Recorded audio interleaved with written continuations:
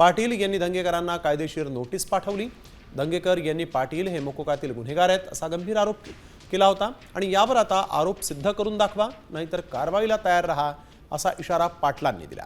त्यामुळे आता दंगेकरांनी पुरावा न दिल्यास अडचण वाढणार आहे।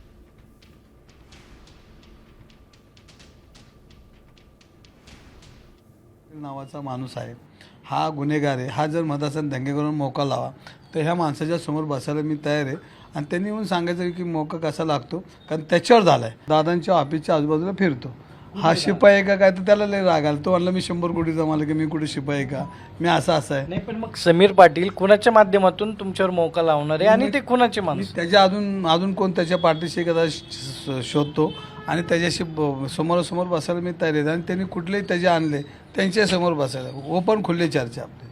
माझ्यावर मोका अंतर्गत गुन्हा आहे का? नाही।